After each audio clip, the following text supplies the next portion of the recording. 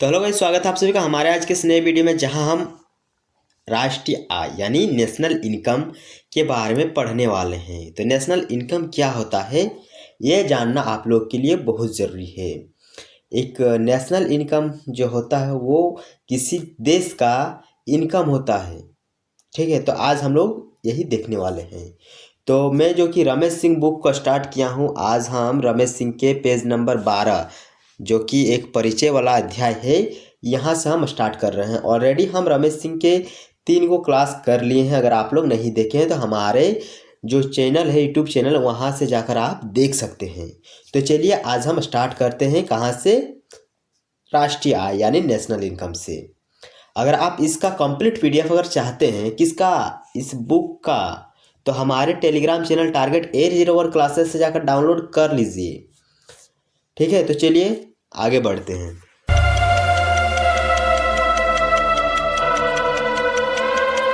तो देखिए, ये जो है प्रगति की माप। कोई भी देश जो होता है वो प्रगति कर रहा है। सबसे बड़ा देश कौन सा है जनसंख्या की दृष्टि से?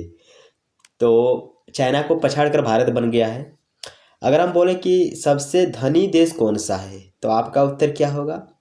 अमेरिका। उसी प्रकार कुछ है। तो हम ये जो अमेरिका बोले कि सबसे धनी देश अमेरिका है, तो वो कैसे? वहाँ की राष्ट्रीय आय अगर ज़्यादा है तभी हम कहेंगे कि जो अमेरिका है वो एक धनी देश है।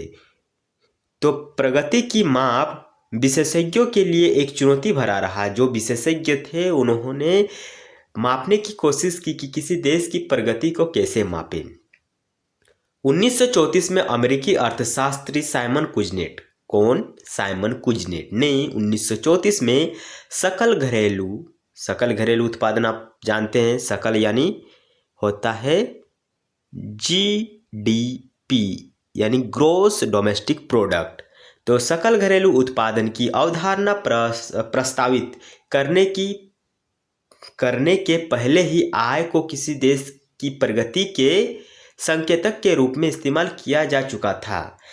कुजनेट द्वारा इस विधि का प्रयोग देश की जो घरेलू एवं राष्ट्रीय आय को सकल एवं जो ये निबल होता है, निबल का मतलब क्या होता है? निबल का मतलब होता है नेट, शुद्ध। निबल का मतलब होता है शुद्ध।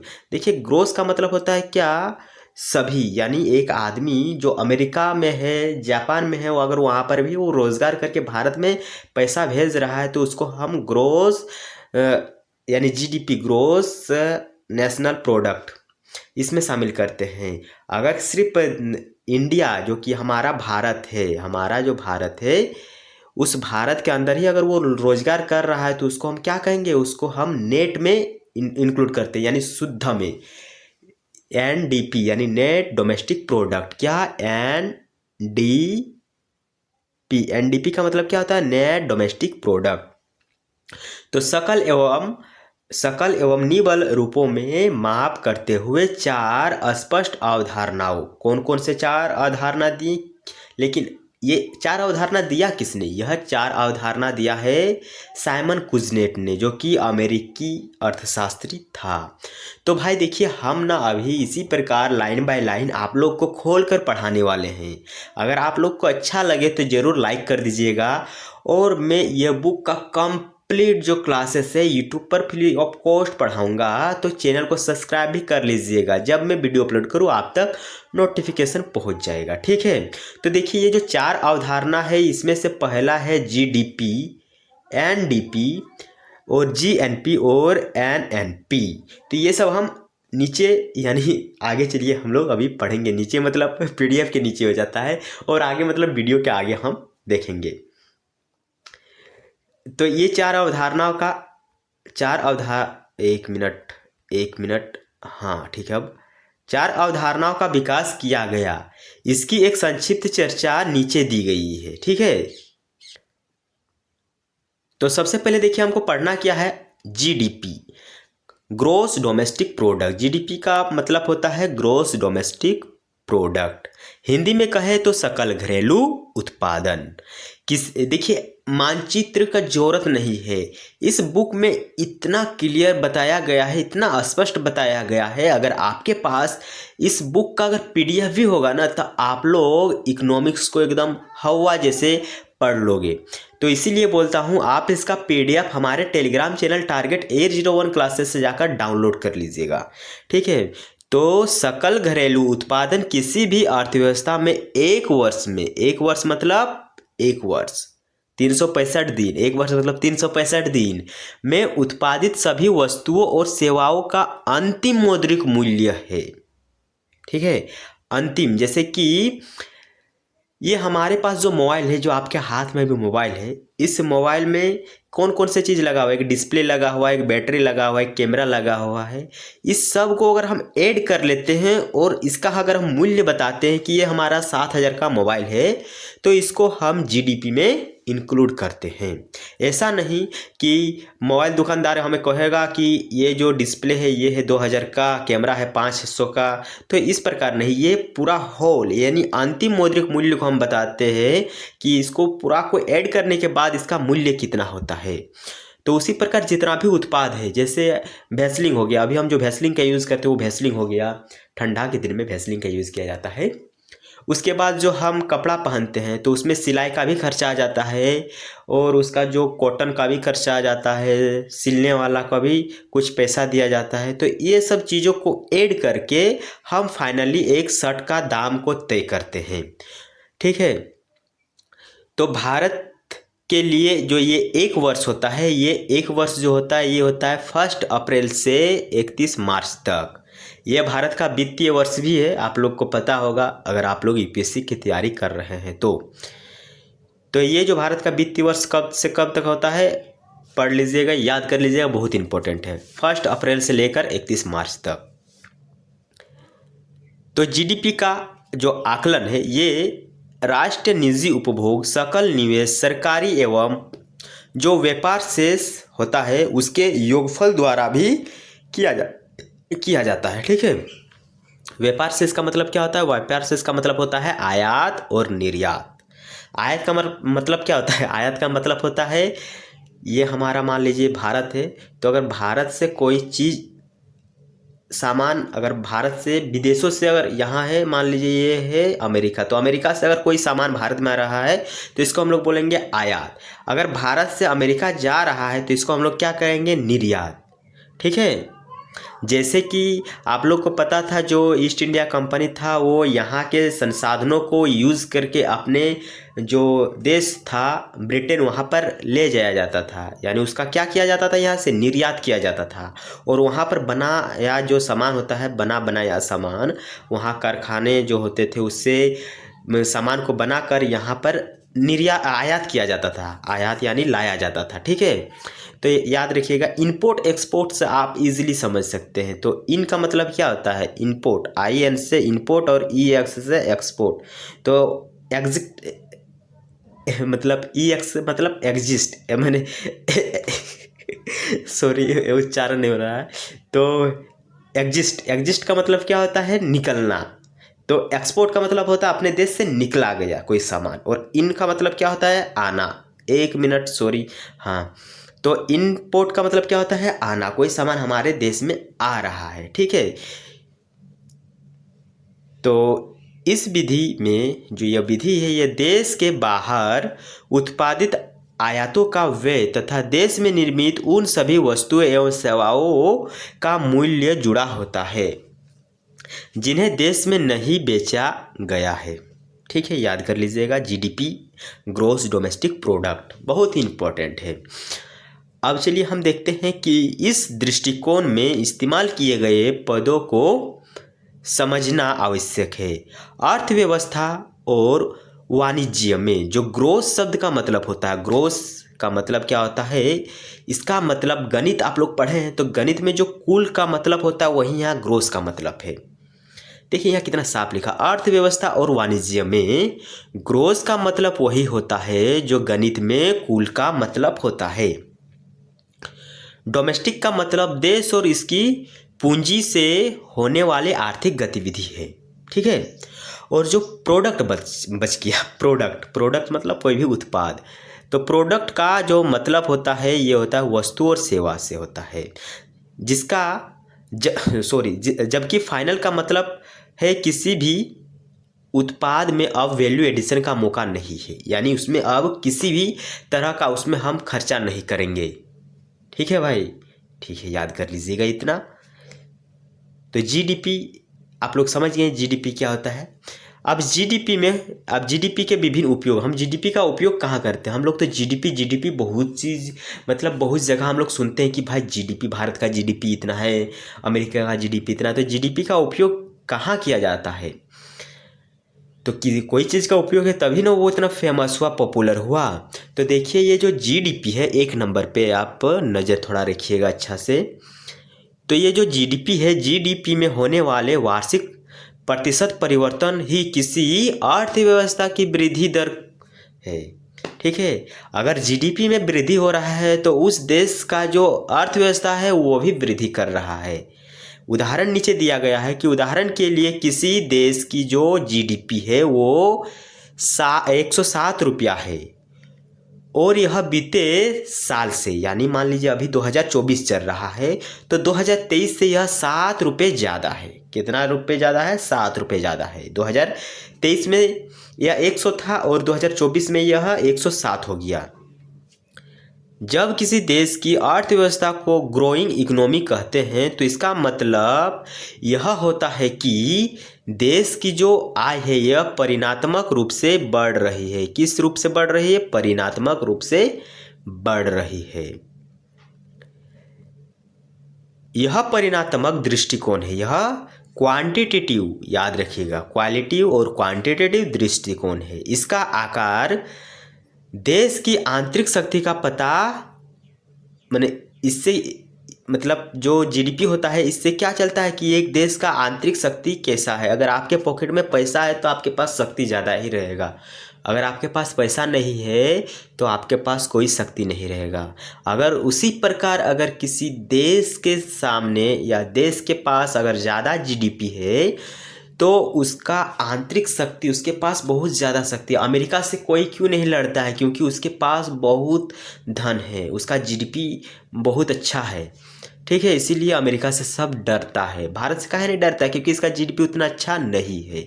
तो यही यहाँ पर बताया गया है कि इसके आकार से देश के आंतरिक शक्ति का पता चलता है। ठीक है, लेकिन इससे देश के अंदर, जो देश के अंदर है, यहाँ उत्पादों और सेवाओं की गुणवत्ता के स्तर का पता नहीं चलता कि गुणवत्ता कैसा है, गुणवत्ता खराब है या जो है।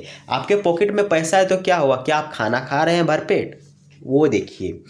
तो जीडीपी रहने से काम नहीं देता, वहाँ सेवाओं और जो उत्पाद है इसका भी अच्छा गुणवत्ता होने चाहिए।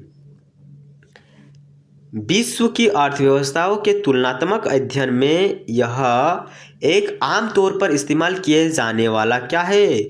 सूचक है, इंडिकेटर है। आईएमएफ यानी इंटरनेशनल मॉनेटरी फंड, अंतर्राष्ट्रीय मुद्रा कोष द्वारा विश्व के देशों की उनके इसी सूचक के आधार पर, किसी सूचक के आधार पर, इसी सूचक के आधार पर रैंकिंग की जाती है।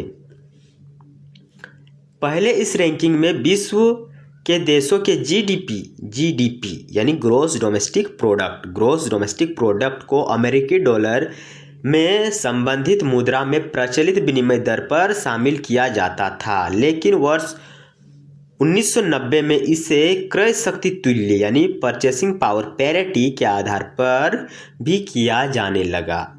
आईएमएफ पहले जीडीपी पर किसी देश के ग्रो को मापता था कि यह कितना ग्रो कर रहा है, लेकिन 1990 से क्या हो रहा है अब कि क्रय शक्ति तुल्य के आधार पर किसी देश के वृद्धि को मापा जा रहा है। क्रय शक्ति तुल्य क्या होता है?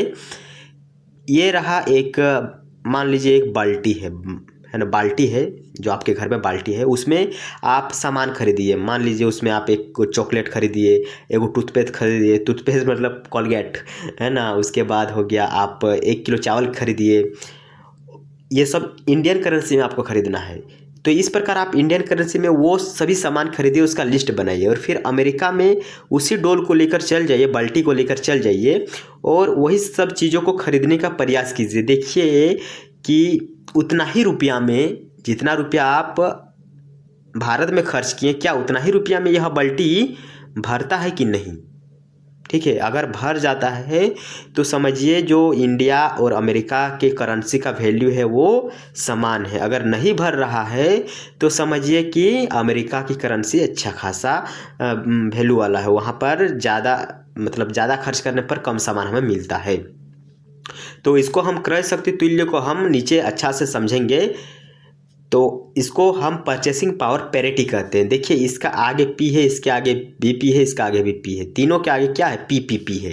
तो पीपीपी जब भी आपके सामने कहीं पीपीपी नजर आए तो आप लोग याद रखिएगा इसका मतलब क्या होता है, परचेसिंग पावर पैरिटी। ठीक है, तो 1990 से इसे क्रय शक्ति तुल्य के आधार पर किया जाने लगा। आईएमएफ का फुल फॉर्म क्या होता है, याद रखिए। क्या आप हमारे द्वारा जो ये शब्द बताए जाते हैं, जीडीपी हो गया, आईएमएफ हो गया, क्या आप ये सब लिख कर याद करते हैं? याद कर लीजिए, क्योंकि इकोनॉमिक्स में शॉर्ट चीज़ों को मतलब शॉर्ट ही लिखना यहाँ पर इकोनॉमिक्स में पसंद किया जाता है। यहाँ पर आईएमएफ की जगह वो आईएमएफ का फुल फॉर्म क्या होता है, अंतर्राष्ट्रीय मुद्रा कोष होता है। क्या इतना वो नहीं लिखा, आईएमएफ लिख दिया। तो आपको समझ में आना चाहिए कि आईएमएफ का मतलब क्या होता है। तो आईएमएफ के नवीनतम यानी न्यू आंकड़ों के अनुसार रुपए के अमेरिकी डॉलर में प्रचलित विनिमय दर के आधार पर भारत विश्व की 5वीं सबसे बड़ी अर्थव्यवस्था है। किसके आधार पर, विनिमय दर के आधार पर। अगर वहीं हम परचेसिंग पावर पैरिटी यानी पीपीपी की बात करें, क्रय शक्ति तुल्य की बात करें, तो यह तीसरी सबसे बड़ी अर्थव्यवस्था है। याद रखिएगा, बड़ी इंपॉर्टेंट क्वेश्चन यहाँ पर हमें पीटी के लिए देखने को मिल गया। आपको पूछा जाएगा कि भारत की अर्थव्यवस्था तीसरे नंबर की अर्थव्यवस्था है। आपको पूछा जाएगा कि भारत की जो अर्थव्यवस्था है ये विश्व में तीसरी नंबर की अर्थव्यवस्था है। एक नंबर, दूसरा नंबर में बोलेगा कि यह क्रय शक्ति तुल्य के आधार पर, तो कथन 1 और कथन 2 देकर पूछ लिया जाएगा।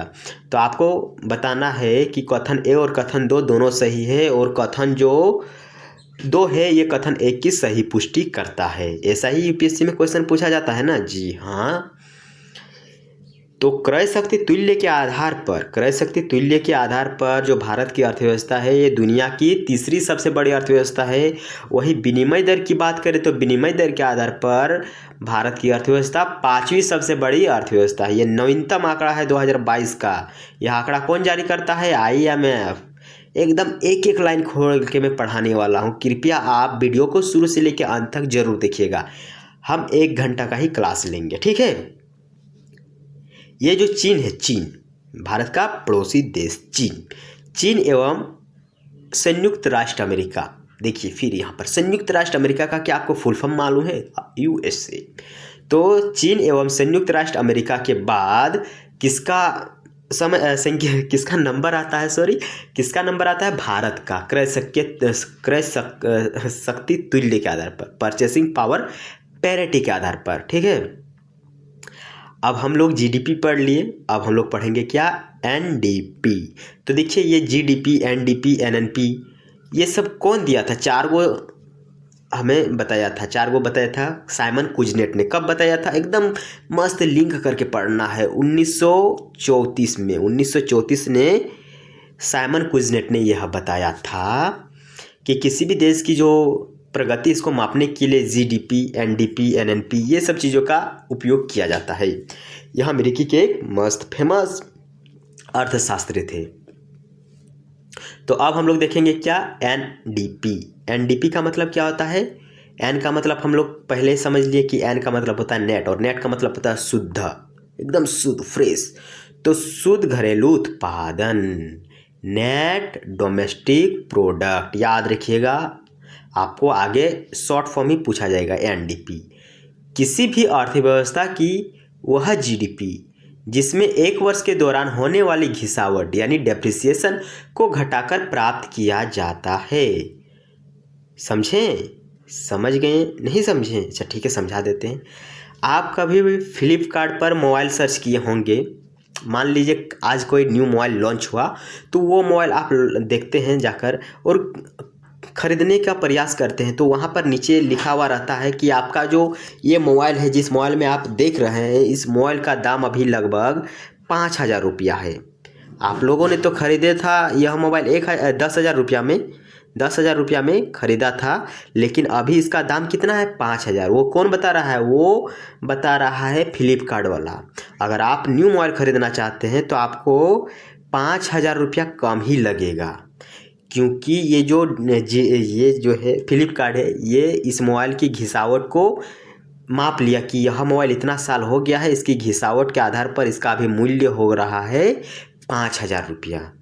होता है ना, आप लोग देखिएगा, अगर नहीं देखे हैं तो अभी जाकर फ्लिपकार्ट खोलकर देख लीजिएगा, ऐसा ही रहता है। अगर आपका मोबाइल 10,000 का है तो वहाँ 5,000 दिखाएगा, अगर आपका मोबाइल 20,000 का है तो 10,000 दिखाता है, क्योंकि फ्लिपकार्ट समझ गया कि यह मोबाइल इतना साल हो गया है, यह बहुत ही यूज़ कर लिया है, इसमें बहुत ही ज़्यादा घिसावट आ गया है, तो इसका दाम हम अभी कम कर देंगे। अभी कोई ख़रीदेगा तो हम जो मोबाइल एक्सचेंज होता है ना, विनिमय दर, उसके आधार पर यह मोबाइल हम 5,000 रुपया अगर ये हमें कम देगा तो ये मोबाइल हम दे देंगे, ठीक है।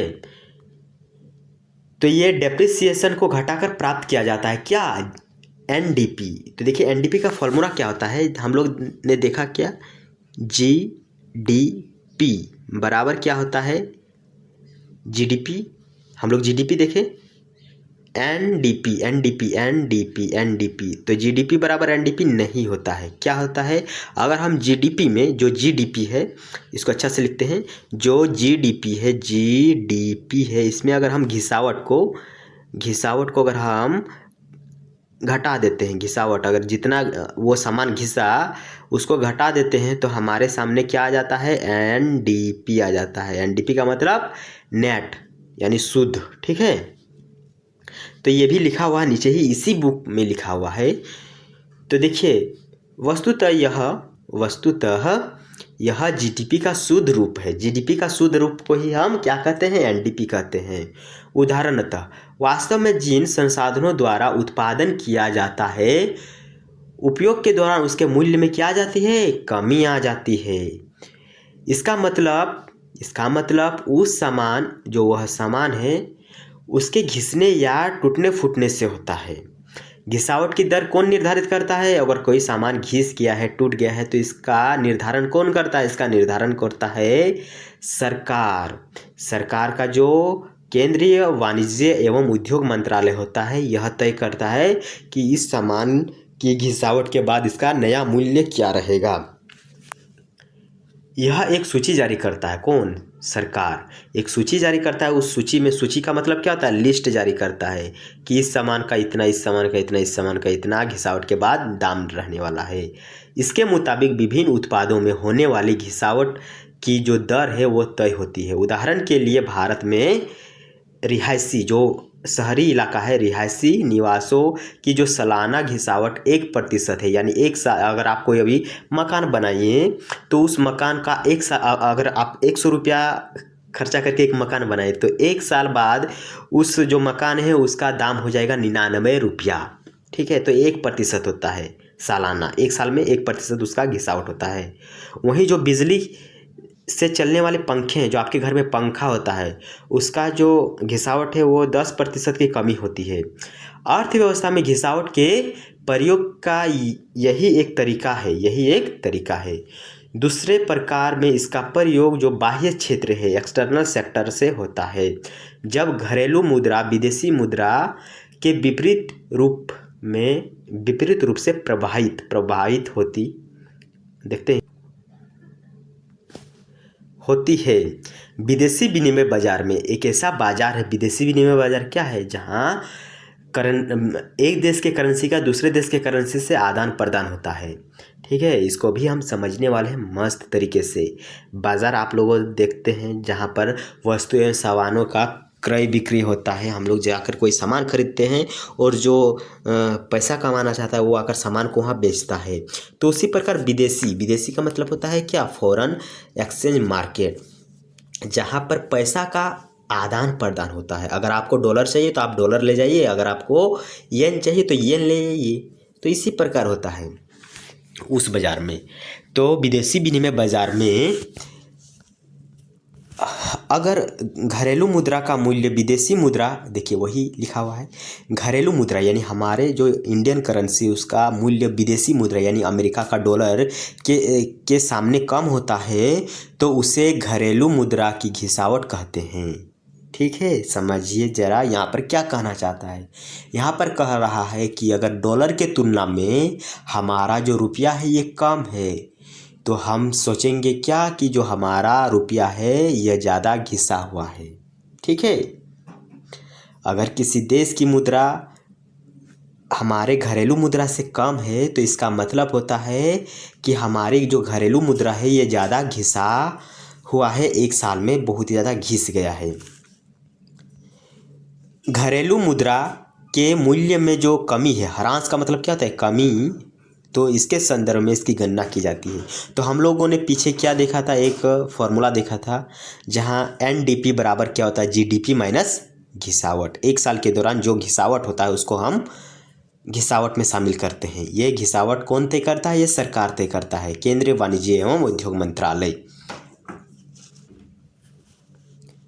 ऐसे में जाहिर है कि किसी भी वर्ष में किसी भी अर्थव्यवस्था में जो एनडीपी होता है वो हमेशा ही जीडीपी से क्या होगा, कम होगा। हमेशा जो जीडीपी है वो ज़्यादा, जीडीपी जो है वो ज़्यादा होगा और एनडीपी हमेशा कम होगा। ठीक है, तो ये जो बुक ख़त्म होगा इसके बाद हम इस बुक का नोट्स वाला वीडियो भी लेके आएंगे कि किस प्रकार नोट्स बनाया जाता है, वो भी हम लेके आएंगे। अगर आपको नोट्स वाला जो वीडियो है अगर वो अभी चाहिए तो आप कमेंट करके हमें कह सकते हैं कि हमें सर नोट्स वाला वीडियो दिखाइए जिसमें इम्पोर्टेंट चीज़ ही लिखा हुआ रहना चाहिए। जैसे कि यहाँ पर बहुत ही ज़्यादा चीज़ लिखा हुआ है, मैं लाइन बाय लाइन जब पढ़ा रहा हूँ तो इससे आपका मन भी थोड़ा सा भटक रहा होगा, यानी बहुत ही ज़्यादा लिखा हुआ है। लेकिन कोई बात नहीं, हमने यह सीरीज इसलिए स्टार्ट किया क्योंकि यूट्यूब में ऐसा नहीं पढ़ाया जा रहा है लाइन बाय लाइन करके।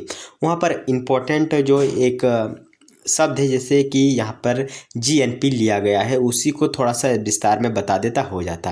लेकिन यह बुक जो इतना फेमस है इसके पीछे का क्या कारण है ये हम लोग लाइन बाय लाइन पढ़ने के बाद ही समझ सकते हैं।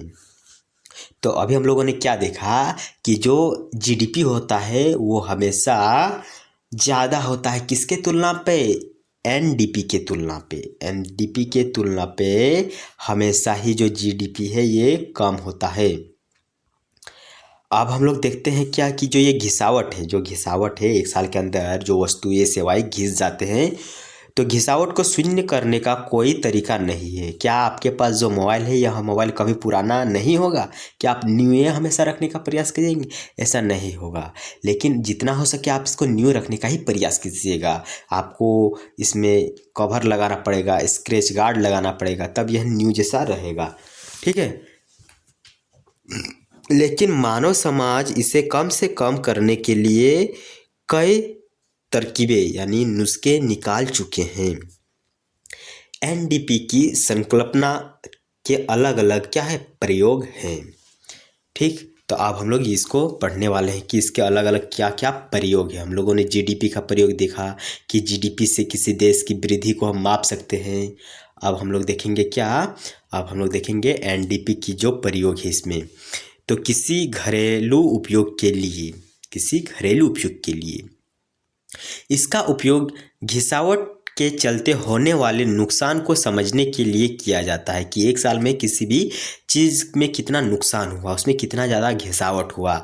इतना ही नहीं, किसी खास समयावधि यानी किसी टाइम पीरियड के दौरान उद्योग धंधे और कारोबार में अलग अलग क्षेत्रों की स्थिति का अंदाज़ा भी इससे लगाया जा सकता है कि वह जो उद्योग है वो अच्छा हमें प्रोडक्ट्स नहीं दे रहा है या ज़्यादा दे रहा है। तो ये हम लोग एनडीपी में समझते हैं। इसमें जो एक समयावधि है इसके दौरान जो उद्योग धंधे एवं कारोबार है उसके अलग अलग क्षेत्रों की स्थिति का हम अंदाज़ा लगा सकते हैं। घिसावट जो है ये डेप्रिसिएशन है, इसकी मात्रा कम करने से जुड़े अनुसंधान, अनुसंधान का मतलब क्या होता है, रिसर्च और विकास के क्षेत्र में अर्थव्यवस्था की जो उपलब्धियां है, अचीवमेंट्स है, उसको दर्शाने के लिए भी इसका उपयोग किया जाता है। ठीक है, कि कितना हम लोगों ने उस क्षेत्र पर रिसर्च किया, इसको हम लोग दिखाने के लिए एनडीपी का प्रयोग करते हैं। लेकिन जो एनडीपी है इसका इस्तेमाल दुनिया की अर्थव्यवस्था के तुलना के लिए नहीं किया जाता। अगर हम कहेंगे कि अमेरिका और भारत की जो अर्थव्यवस्था है ये सबसे ज़्यादा या सबसे अच्छा अर्थव्यवस्था कौन सा, अमेरिका का अर्थव्यवस्था है या फिर भारत का अर्थव्यवस्था है, तो इसके लिए हम जीडीपी का उपयोग करते हैं, ना कि एनडीपी का। एनडीपी का उपयोग हम क्या करने के लिए, तुलना करने के लिए नहीं करते हैं। तुलना करने के लिए एनडीपी का उपयोग नहीं करते हैं। ऐसा क्यों है? ऐसा इसलिए है क्योंकि सभी देश अपने अपने सामानों की घिसावट दर अलग अलग रखती है। भारत में ही आप लोगों ने देखा कि भारत में घिसावट की दर कौन तय करती है, यहाँ की सरकार। तो उसी प्रकार अमेरिका की सरकार भी अपने सामानों की घिसावट तय करती होगी। इसीलिए अलग अलग देशों में अलग अलग घिसावट की जो दर है, इसीलिए इसका उपयोग हम तुलना के लिए नहीं करते, हम जीडीपी का ही सहारा लेते हैं। तो ऐसा इसलिए होता है क्योंकि इसकी वजह से दुनिया की अलग अलग अर्थव्यवस्थाएं अपनी यहाँ घिसावट की अलग अलग दरें क्या करती है, निर्धारित करती है। यह दर मूल रूप से तार्किक आधार पर होता है, तार्किक आधार पर होता है। ठीक है, प्रैक्टिकल करके नहीं दिखा जाता है।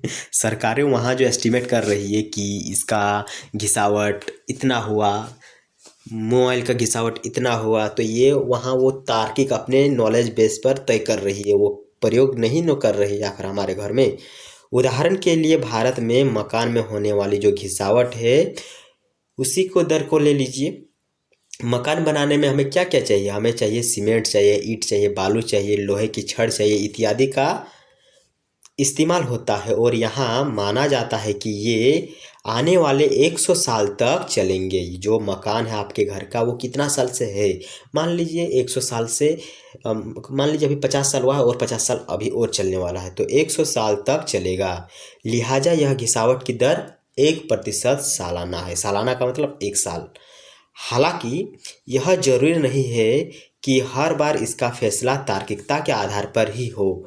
उदाहरण के लिए फरवरी 2000 में भारी वाहन, ऐसे वाहन जिसमें 6 या उससे ज़्यादा पहिए या चक्के, जो चक्का होता है हो, उसमें घिसावट की दर 20% थी, जिसे 40% कर दिया गया। 2020 में वो 20% था, लेकिन अब उसे 40% कर दिया। ऐसा देश में भारी वाहनों की बिक्री को बढ़ने के उद्देश्य से किया गया। किस लिए? यानी वाहनों की जो बिक्री है उसको बढ़ाया जाए। जो यह दर है यानी रेट है को दोगुना करने के लिए कोई तर्क सही नहीं हो सकता। अब हम देखेंगे यहाँ पर, यानी अभी इसमें और भी बाकी, उसके बाद हम अभी पढ़ेंगे क्या, जीएनपी। मूलतः घिसावट और इसके दरों भी आधुनिक सरकारों के लिए आर्थिक नीति को बनाने के लिए एक हथियार है। अर्थव्यवस्था में घिसावट की तीसरी तरह से इस्तेमाल इस रूप में होता है।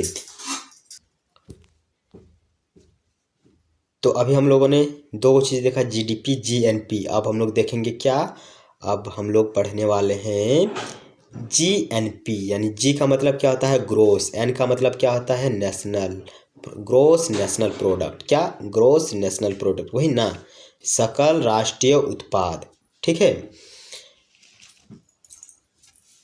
तो किसी अर्थव्यवस्था का सकल घरेलू उत्पादन उसके जीडीपी में विदेशियों से होने वाले, जो विदेशों में जैसे कि हमारे भारत मुल्क के बहुत सारे आदमी काम करने के लिए कनाडा जाते हैं, सऊदी अरेबिया जाते हैं, तो उसके आय को भी इसमें शामिल किया जाता है, उसको भी जोड़ा जाता है। इसमें देश की सीमा से बाहर होने वाले आर्थिक गतिविधियों को भी शामिल किया जाता है। विदेशों से होने वाले आय में निम्नलिखित पहलू शामिल है। ठीक है, तो इसमें कौन कौन सी चीज़ शामिल है वो चलिए वो देखते हैं। तो देखिए, सबसे पहले यहाँ पर हम पढ़ेंगे क्या, निजी प्रेरण यानी प्राइवेट रेमिटेंस। तो ये क्या होता है, चलिए इसको समझते हैं। सबसे पहले भारत के नागरिक दुनिया के दूसरे देशों में काम करते हैं और दुनिया के दूसरे देशों के नागरिक भारत में काम करते हैं। बहुत सारे आदमी हैं विदेशों के जो भारत में आकर काम कर रहे हैं, और भारत के भी लोग विदेशों जाकर काम करते हैं।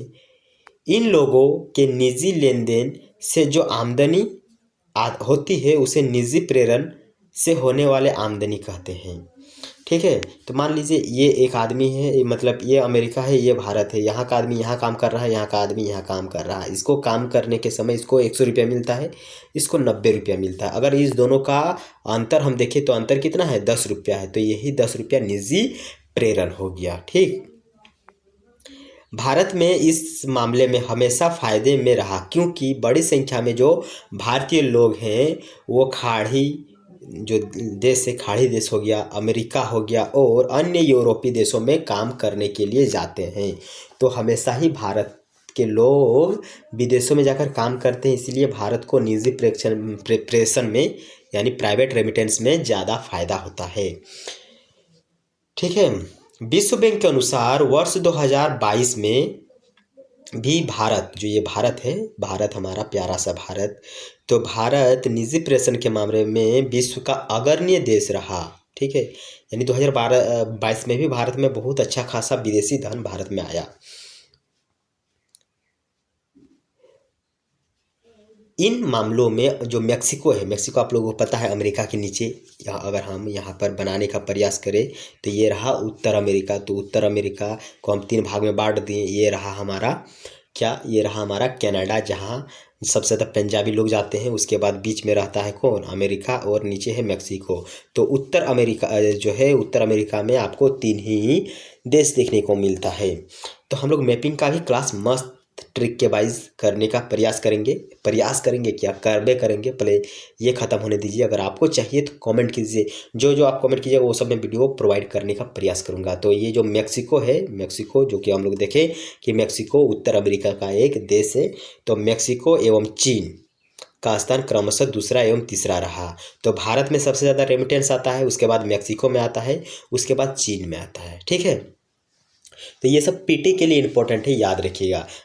तो रेमिटेंस सबसे ज़्यादा कहाँ आता है, भारत में आता है, दूसरे नंबर पर जाता है मेक्सिको में, और तीसरे नंबर पर चीन में आता है। कहा कि इन देशों के लोग ही विदेशों में जाकर काम करते हैं। तो अभी हाल ही में एक फिल्म आया था ना, कौन सा फिल्म था, शाहरुख खान जिसमें था, डंकी ना, उसमें मतलब दिखाया गया था जो लोग होते हैं जिसको वीज़ा नहीं मिलता है वो विदेश कैसे जाते हैं, किस प्रकार से चोरी छुप के जाते हैं विदेशों में काम करने के लिए। तो डंकी मूवी आप लोग देख लीजिएगा, थोड़ा सा ज्ञान मिल जाएगा किस प्रकार भारत के लोग कितना संघर्ष के बाद विदेशों में जाते हैं काम करने के लिए। तो हम लोग देख लिए जो निजी प्रेरण था यानी प्राइवेट रेमिटेंस, उसके बाद विदेशी ऋणों पर ब्याज। यह विदेशी ऋणों पर ब्याज की राशि के अंतः प्रवाह और बाह्य प्रवाह का परिणाम है। यानी जो ऋण लेता है भारत, विदेशों से जाकर ऋण लेता है, जैसे कि भारत ऋण लेते हुए तो हम लोग नहीं सुने हैं, लेकिन पाकिस्तान का नाम तो सुने कि पाकिस्तान जाकर अमेरिका से ऋण लेता है, चीन से जाकर ऋण लेता है। तो इस प्रकार जब कोई ऋण लेता है तो इस प्रकार ये विदेशी ऋण पर ब्याज। ठीक है, तो भारत की इससे होने वाली आय ऋणात्मक है, क्योंकि इसके द्वारा लिया गया विदेशी कर्ज इसके द्वारा दिए गए ऐसे कर्ज से अधिक है। तो देखिए ये भारत की इसमें होने वाली जो आय है वो हमेशा क्या है, ऋणात्मक है, क्योंकि भारत ज़्यादा ही विदेशों से क्या लेता है, ऋण लेता है, क्योंकि इसके द्वारा लिया गया विदेशी जो कर्ज है इसके द्वारा दिए गए कर्ज से अधिक है। यानी भारत कर्ज कम देता है लेकिन कर्ज ज़्यादा लेता है। भारत किसी देश को कर्ज कम देता है, जैसे भारत कर्ज किसको देता है, भूटान को देता है, बांग्लादेश हो गया और नेपाल हो गया, यानी अपने पड़ोसी देशों को ही सहायता देता है। और कुछ हो गया मालदीव जो कि हाल ही में चर्चा में था, और अमेरिका से वो ऋण लेता है, अमेरिका से हो गया, और हो गया सऊदी अरब हो गया, इस प्रकार जापान हो गया। तो इन देशों से वो क्या लेता है, ऋण लेता है। तो हम लोगों ने दो चीज़ देखा कि ये जो जीएनपी है इसमें कौन कौन से पहलू शामिल है। तो पहला हो गया निजी प्रेरण, उसके बाद दूसरा है विदेशी ऋणों पर ब्याज, और तीसरा है विदेशी अनुदान, यानी भारत को अनुदान भी मिलता है। अगर आप यूपीएससी में टॉप कीजिएगा तो आपके जो सरकार है, मतलब राज्य के सरकार है, वो आपको अनुदान देंगे। अनुदान मतलब ग्रांट्स देंगे, और तोहफा देंगे, गिफ्ट देंगे। तो इसी प्रकार जो विदेशी है वो भी भारत को बहुत ही ज़्यादा अनुदान देते हैं, क्योंकि भारत अगर ऐसा अच्छा अच्छा काम करेगा, जैसे कि भारत में सस्टेनेबल डेवलपमेंट गोल है, सतत विकास है, अगर इस प्रकार के अगर काम करेगा भारत, तो जरूर ही जो विकसित देश है वो भारत को कुछ ना कुछ अनुदान देंगे और यह जीएनपी में शामिल हो जाएगा। इसके अंतर्गत भारत द्वारा प्राप्त किए गए एवं दूसरे देशों को दिए गए अनुदान का शेष, अगर भारत किसी देश को अनुदान दिया या फिर कोई देश जैसे भारत देता है, किसको अनुदान दिया, मान लीजिए बांग्लादेश को दिया, बांग्लादेश को दिया, और अमेरिका भारत को दिया, तो दोनों का मौद्रिक मूल्य हम देखेंगे पहले। अगर बांग्लादेश को ये 100 रुपया दिया और अमेरिका अगर भारत को 110 रुपया दिया, तो दोनों का अंतर कितना है, 10 रुपया। तो यह जीएनपी में शामिल हो जाएगा। जीएनपी में कौन शामिल होगा, 10 रुपया शामिल हो जाएगा। ठीक है, तो अनुदान से शामिल किया गया है। काफ़ी निम्न ही सही, मतलब काफ़ी निम्न यानी थोड़ा ही सही, लेकिन भारत को अनन्य विदेशी क्षेत्रों से अनुदान की प्राप्ति होती है, यानी बहुत ही कम मिलता है। भारत को अनुदान बहुत ही कम मिलता है, क्योंकि भारत एक विकासशील देश है, यह धीरे धीरे विकसित हो रहा है, तो इसलिए इसको थोड़ा सा नज़रअंदाज किया जाता है। अगर आप ज़्यादा ही गरीब रहोगे तो आपको ज़्यादा ही लोग देखेंगे, आपको ज़्यादा से ज़्यादा धन देने का प्रयास करेंगे, लेकिन अगर आप धीरे धीरे अगर ज़्यादा ही ग्रो करेंगे तो आपको भी थोड़ा सा कम ही उसमें ध्यान दिया जाएगा। इसी प्रकार इसको समझने का थोड़ा प्रयास कीजिएगा।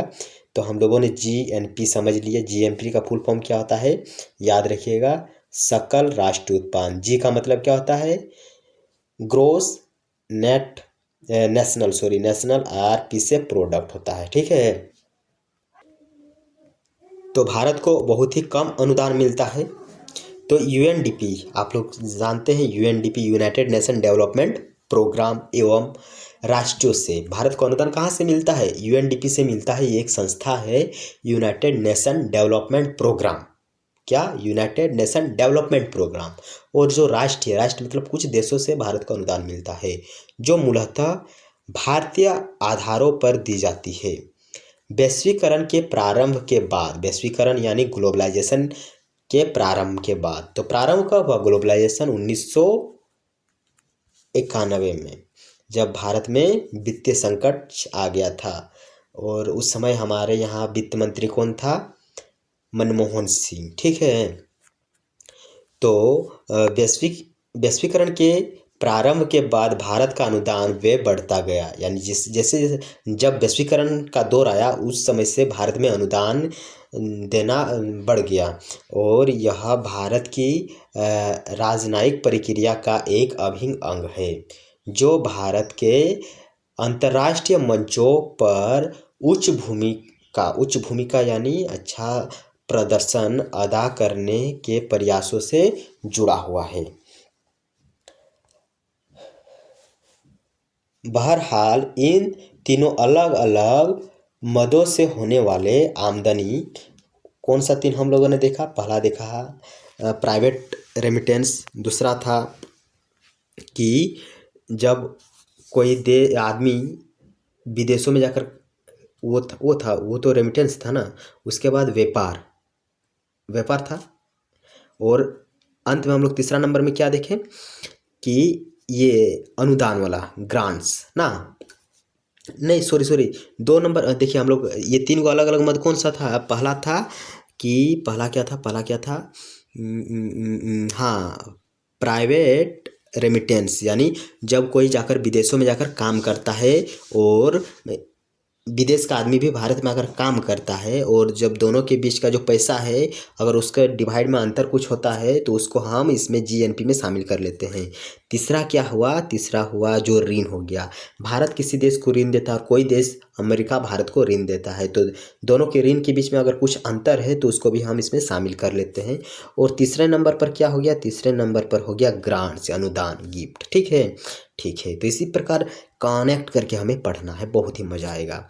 भारत है, भारत के मामले में यह हमेशा नुकसान वाली स्थिति में होता है, यह हमेशा ही नुकसान वाली स्थिति में होता है। धनात्मक या ऋणात्मक हो सकता है, धनात्मक या ऋणात्मक हो सकता है, लेकिन भारत के लिए हमेशा ऋणात्मक ही होता है, क्योंकि भारत पर काफ़ी ज़्यादा विदेशी कर्ज है। हमें पता नहीं चलता है हमारे मोदी जी की वजह से, लेकिन भारत पर बहुत ही ज़्यादा विदेशी कर्ज है और अनुदान की प्राप्ति घटती गई, यानी अनुदान हमें बहुत ही कम मिल रहा है। ठीक है, इसका मतलब यह है कि भारत के जीएनपी को आकलित करने के लिए जीडीपी में विदेशों से होने वाले आमदनी जुड़ने के बजाय क्या हो रही है, घटने लगी है। ठीक है, तो जीएनपी में हमें विदेशों से होने वाली आमदनी को बढ़ाना होगा। कैसे होगा वो हम लोग अधिकारी बनकर ही पढ़ाई करें समझेंगे। अब हम लोग यहाँ पर देखेंगे कुछ फॉर्मूला का मतलब क्या था, सूत्र। तो सामान्य फार्मूला के मुताबिक जो जीएनपी होता है वो जीडीपी प्लस विदेशों से होने वाले आय के बराबर है। लेकिन भारत, वही हम लोगों ने देखा ना कि जीडीपी प्लस जो भी विदेशों से हमें आय प्राप्त होती है, चाहे वो प्राइवेट रेमिटेंस हो, अनुदान हो या फिर ऋण हो, तो ये सब चीज़ों को हम यहाँ पर शामिल करते हैं। लेकिन क्या है, लेकिन हम आगे बढ़ रहे हैं, लेकिन भारत को विदेशों से ऋणात्मक आय प्राप्त होती है। देखिए, भारत में जो नागरिक है ये तो विदेशों में जाकर काम कर रहे हैं, लेकिन ऋण इतना ज़्यादा भारत ले लिया कि वो जो काम करके हमें धन भेज रहा है, अपना इनकम भेज रहा है, वो ऋण के सामने कुछ नहीं है। ठीक है, यानी जो इनकम है, क्या है, कम है, वो इनकम कम है किसके तुलना में, कर्ज के तुलना में। कर्ज के तुलना में ऋण बहुत, इनकम बहुत ही कम है, इसीलिए जो ये क्या है, ऋणात्मक आय प्राप्त होती है, भारत को ऋणात्मक आय प्राप्त होती है। लिहाजा भारत का जो जीएनपी है, क्या जीएनपी है, यह हमेशा जीडीपी से कमतर होता है। कमतर का मतलब नीचे ही होता है। और जीएनपी के विभिन्न प्रयोग इस तरह से हैं। जीएनपी के हम उपयोग कहाँ करते हैं, हम लोगों ने जीडीपी का भी उपयोग देखा, जीडीपी का उपयोग देखा, और जीडीपी, एनडीपी का भी प्रयोग देखा, और हम लोग अभी देखेंगे क्या, जीएनपी। थोड़ा कनेक्ट कर लेते हैं अभी। तो देखिए, सबसे पहले जीडीपी का प्रयोग कहाँ किया जाता है, जीडीपी का प्रयोग किया जाता है दो देशों के प्रगति को मापने के लिए। दो देशों के प्रगति को मापने के लिए हम जीडीपी का प्रयोग करते हैं कि अमेरिका का ग्रोथ रेट कितना है, भारत का ग्रोथ रेट कितना है, इसीलिए हम जीडीपी का प्रयोग करते हैं। अब हम लोग देखेंगे एनडीपी का प्रयोग। एनडीपी का प्रयोग हम कहाँ किस लिए करते हैं, तो इसमें हम घरेलू सीमा के अंदर घिसावट को मापने के लिए करते हैं। किसी उद्योग के माने जो उत्कृष्टता है, वो अच्छा काम कर रहा है या खराब काम कर रहा है, इसको मापने के लिए हम जीडीपी का प्रयोग करते हैं। लेकिन जीडीपी से किसी भी देश के वृद्धि को नहीं मापा जाता, क्योंकि इसमें डेप्रिसिएशन होता है। इसमें सभी देशों का अपना अपना डेप्रिसिएशन तर्क होता है। ठीक है, अब हम लोग जीएनपी के उपयोग को देखेंगे। तो ये जो राष्ट्रीय आय है, राष्ट्रीय आय को आंकने के लिहाज से जो जीएनपी है, जीडीपी के तुलना में विस्तृत पैमाना है, क्योंकि यह अर्थव्यवस्था की परिणात्मक के साथ साथ गुणात्मक तस्वीर भी पेश करता है। तो ये जो जीडीपी था, यह हमेशा परिणात्मक था। जीडीपी हमेशा परिणात्मक था, लेकिन जीएनपी जो है यह गुणात्मक और परिणात्मक दोनों होता है। ठीक है, यह किसी भी अर्थव्यवस्था की आंतरिक के साथ साथ बाहरी ताकत को भी बताता है। ठीक है, ये यानी जीएनपी अच्छा है, जीडीपी से अच्छा में जीएनपी है। जीडीपी में हमें केवल बाहरी आंतरिक ताकत को ही आंकने का मौका मिलता था, लेकिन जीएनपी में, यानी जीएनपी का मतलब क्या आता है, ग्रोस नेशनल प्रोडक्ट, इसमें हमें आंतरिक के साथ साथ बाहरी ताकतों को भी आंकने का, उसका मूल्यांकन करने का मौका देता है। ठीक है, अब हम देखेंगे कि यह किसी भी अर्थव्यवस्था के पैटर्न और उनके उत्पादन के व्यवहार को समझने में काफ़ी मदद करता है। यह बताता है कि बाहरी दुनिया किसी देश के खास उत्पाद का कितना निर्भर है। यानी बाहरी दुनिया है, जैसे कि हमारा भारत या विदेशों के पेट्रोल पर बहुत ही ज़्यादा निर्भर है। यह हमें बताता है कौन? जीएनपी बताता है। और वह दुनिया के देशों पर कितना निर्भर है यह बताता है। यह अंतर्राष्ट्रीय परिदृश्य में किसी भी अर्थव्यवस्था को अपने मानव संसाधनों के बारे में, उनके संख्या और उनसे होने वाले जो आमदनी है उसके बारे में बताता है। इसके अलावे यह किसी भी अर्थव्यवस्था के दुनिया की दूसरे अर्थव्यवस्थाओं के साथ रिश्ते पर रोशनी डालता है। तो हम लोगों ने अभी क्या देखा कि जो जीएनपी होता है यह किसी देश पर निर्भरता को बताता है। जैसे भारत में पेट्रोल के लिए दूसरे देशों पर निर्भर है, खाड़ी प्रदेशों पर, सऊदी अरेबिया पर। तो इस प्रकार यह जीएनपी हमें बताता है। जीएनपी बताता है कि किसी देश के जो नागरिक है वो किसी दूसरे देश पर जाकर कितना रोजगार प्राप्त कर रहे हैं। तो जीएनपी हम लोगों ने समझ लिया। अब हम लोग क्या देखेंगे यहाँ पर कि यह दुनिया के देशों से लिए गए ऋणों या फिर दूसरे देशों को दिए गए ऋणों से पता चलता है। ठीक है, तो अब हम लोग पढ़ेंगे क्या? एनएनपी। एनएनपी का मतलब क्या था? Net national product. Net national product. Net का मतलब शुद्ध, एन का मतलब नेशनल और पी का मतलब प्रोडक्ट। तो जैसे हम लोग पढ़ें gross national product. Gross national product जिसमें किसी देश की निर्भरता को बताता है। उसी अगर इसमें हम घिसावट को, जो डेप्रिसिएशन है, उसको घटा देने के बाद जो आय बचती है उसे ही हम क्या कहेंगे? Net national product. यानी अगर हम जीएनपी में एनएनपी को घटा जैसे कि हम फॉर्मूला लिख रहे हैं यहाँ पर, एनएनपी बराबर क्या होगा? GNP minus घिसावट।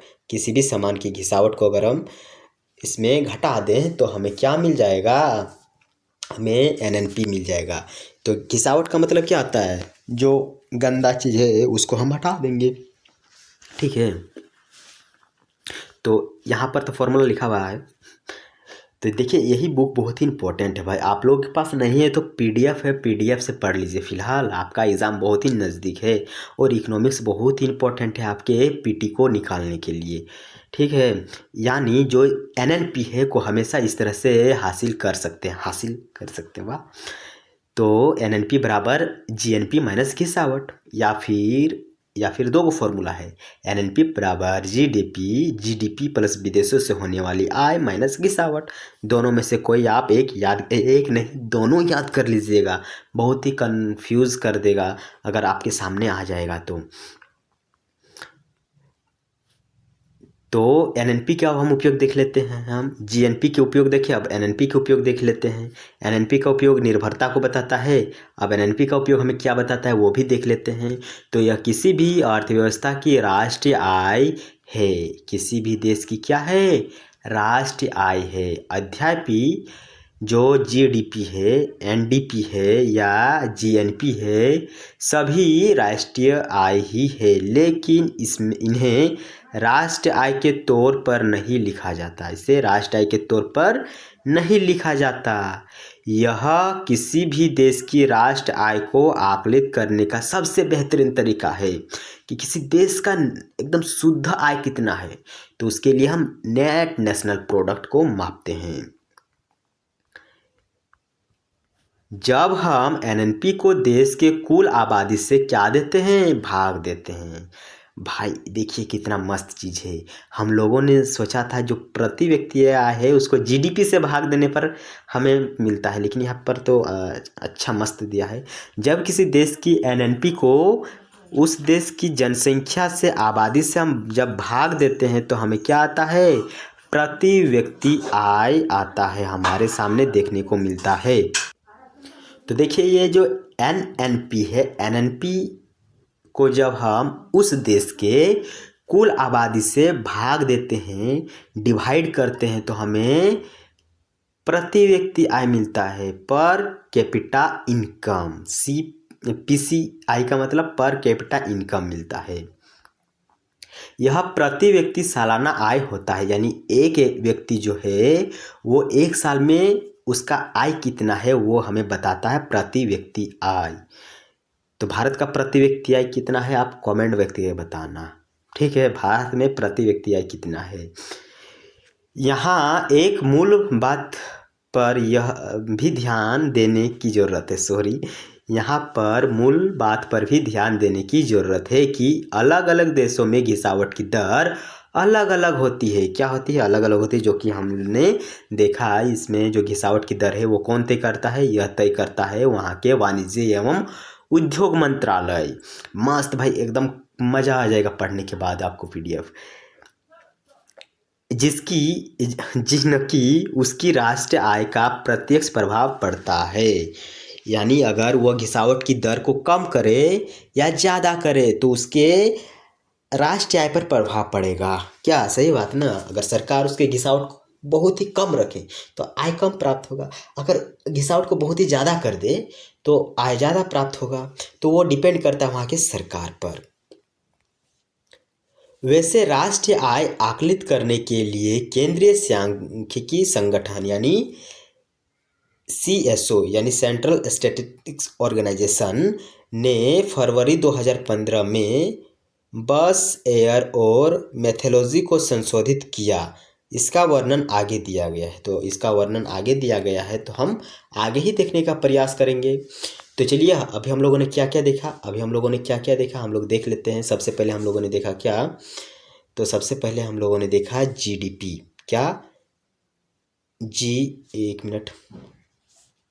GDP, NDP और GNP और NNP, चारों को बताया था। कौन बताया था, जल्दी बताइए। रिवीजन कर रहे हैं, यहाँ पर हम लोग रिवीजन कर रहे हैं। तो ये बताया था साइमन कुजनेट ने।